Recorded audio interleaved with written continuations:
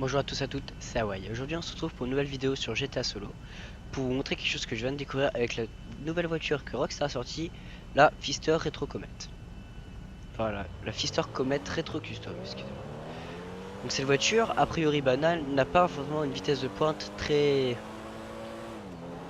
haute, hein. Nous pouvons voir que sur les routes de l'aéroport, nous ne montons pas beaucoup plus haut que les 170 km/h comme on va voir.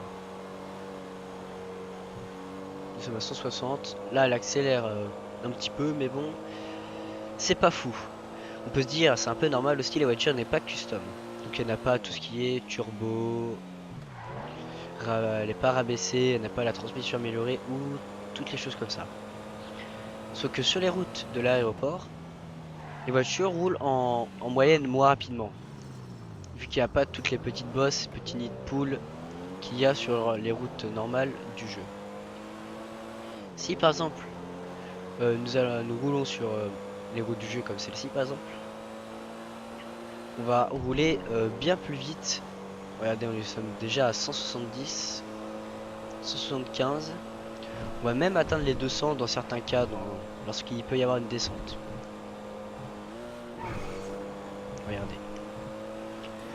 Hop, 190, 190 presque. Et on peut atteindre dans certains cas les 200 km/h. Ce qui est déjà pas mal pour une voiture sportive. Les 200 km/h, c'est déjà, ça fait 130 miles environ, si on se fie au compteur des voitures, comme celui qu'on a au milieu. Là on peut voir qu'on est environ à 120. Là on est un petit peu plus haut, regardez. Là dans cette descente on va atteindre les 190, 200. Voilà, là on est à plus de 200. Donc ça fait environ donc 130 miles. Voilà. Ce qui est vraiment très très bon pour une voiture déjà qui n'est pas custom. Faut savoir que la plupart des voitures sportives et super sportives se bloquent la plupart du temps. On peut voir les voitures elles vont à 120 miles, ce qui fait environ 180 km/h. Ce qui n'est pas franchement pas rapide, hein. C'est vraiment pas une vitesse de pointe à l'auteur des voitures qu'on achète, hein. Dans la vraie vie, les voitures ne vont pas à 100, 180 ou 190. Voilà. Donc là, il y a ma version custom de la voiture, juste ici. C'est exactement la même que j'ai en ligne, hein. Custom pareil, avec le même aileron et les mêmes jantes. Et on va déjà voir que là, forcément, vu que la voiture est custom, on va avoir une bien meilleure vitesse de pointe. Donc on devrait faire du 180-185 km/h maximum sur l'aéroport.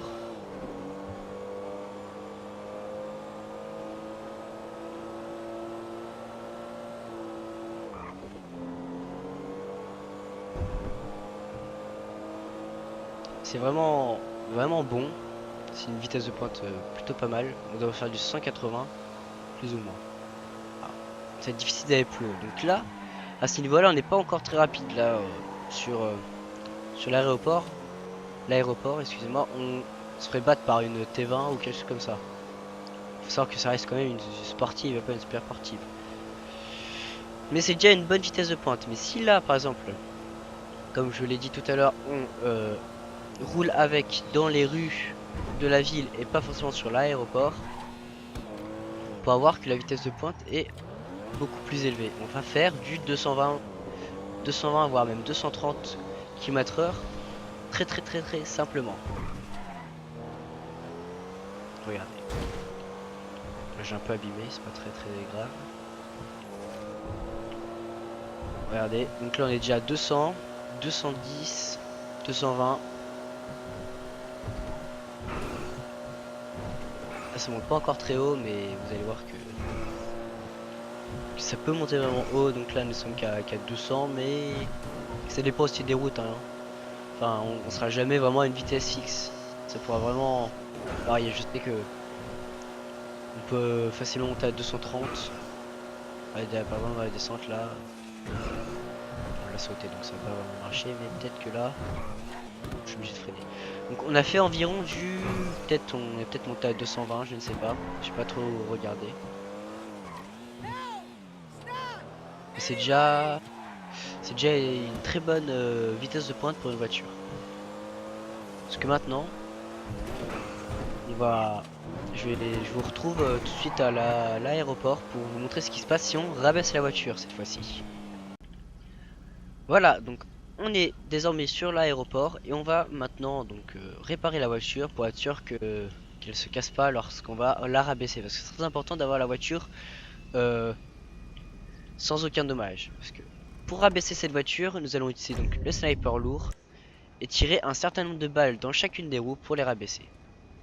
Cette technique ne marche pas avec toutes les voitures, car certaines ne vont pas résister et vont exploser, d'autres on va percer le réservoir. Donc là on peut voir qu'on l'a déjà rabaissé une fois, je sais pas si vous avez remarqué, et là nous avons rabaissé deux fois. Donc c'est très important de le faire bien deux fois. Si vous le faites qu'une fois, vous aurez une moins bonne vitesse de pointe que si vous le faites deux fois. Donc là, hop, une fois, deux fois, voilà. Et on fait ça avec chaque roue de la voiture.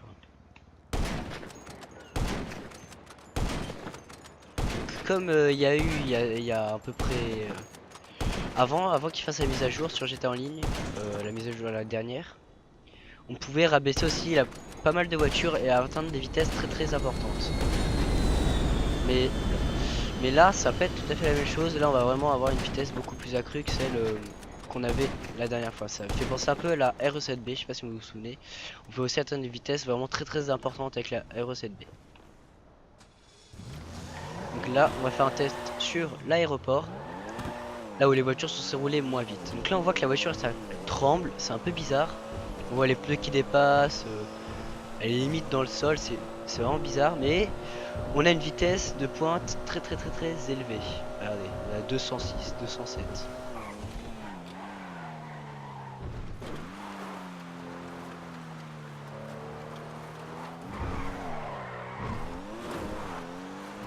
Je vais refaire le test, enfin on va rouler sur une autre portion de l'aéroport. Et vous allez voir que franchement, la vitesse de pointe est très haute par rapport à ce qu'on avait avant et même aux autres voitures. Donc là on est à 200, 205, 206, 213. Normal, la route est complètement plate et lisse. Normal qu'on n'aille pas très vite. Mais là où vraiment on va gagner, vraiment, c'est donc sur les routes de la ville ou sur l'autoroute ou les choses comme ça. Où là vraiment on va rouler beaucoup plus vite. La voiture a aussi bien gagné en accélération lorsqu'on l'a rabaissé, mais ça c'est tout à fait normal.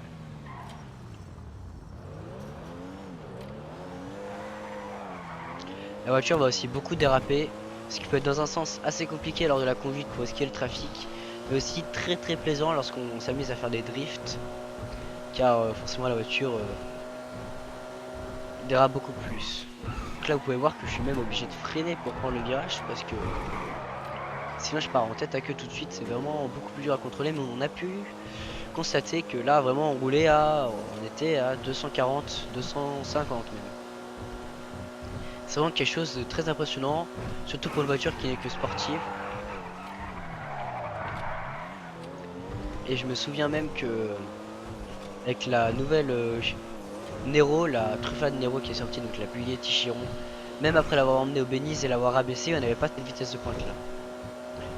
Alors regardez, on est 240, 250, 250, 260 presque.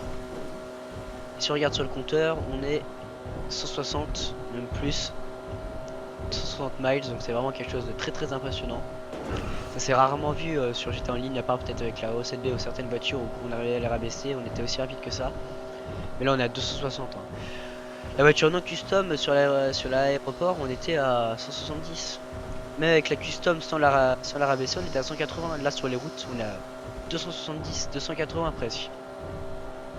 C'est vraiment quelque chose de très performant, surtout pour une voiture qui est que sportive. Hein. Là on atteint, bah voilà, on atteint les 300, là on a 290 miles à l'heure, c'est vraiment quelque chose d'abusé.